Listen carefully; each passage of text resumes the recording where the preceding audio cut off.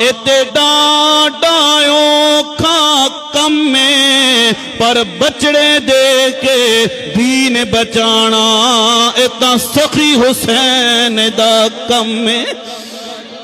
کہنا بڑا آسان ہے لیکن کر کے تکانا جناب والا بہت مشکل ہے توجہ کرو حضرت علی اکبر رضی اللہ تعالیٰ عنہ لڑ رہے 3 دن دی بھوک تے پیاس ہے ادھر میدان کربلا دے اندر آواز دیتی ہے بابا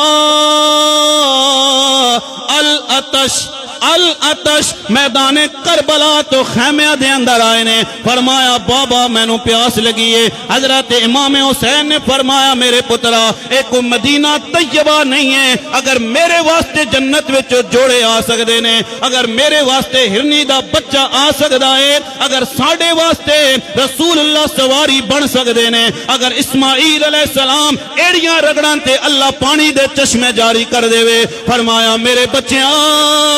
اسی امتحان دے اندر آیا کرامت وکھان نہیں آیا اسی استقامت وکھان آیا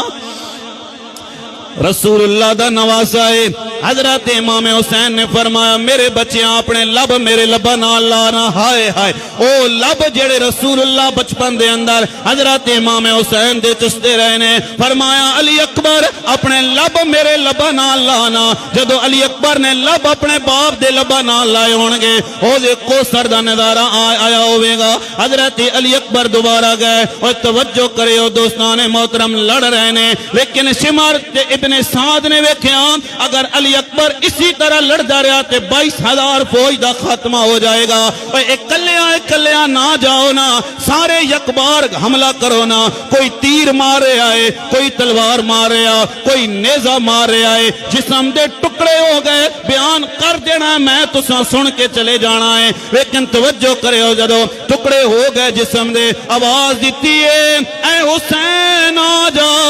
اپنے پتر دی لاش نو لے جا حضرت امام حسین میدان کربلا دے اندر آئے نے کدھروں آواز آ رہی ہے بابا ادھر آ کے میں نو اٹھاؤ نا ادھروں آواز آ رہی ہے بابا ادھر آ کے میں نو اٹھاؤ نا میرا وجدان تے میرا عقیدہ تے میرا یقین ہے کہہ رہا ہے حضرت امام حسین نے علی اکبر دے سر نو اپنی جھولی دے اندر رکھیا ہوئے گا آواز آئی ہوئے گی یا ابا تفعل ما تؤمر ستجدنی انشاء اللہ من الصابرین آواز آئی ہوئے گی حوراں بھی تڑپی ہون گیاں غلمان بھی تڑپے ہون گے فرشتیاں نے عرض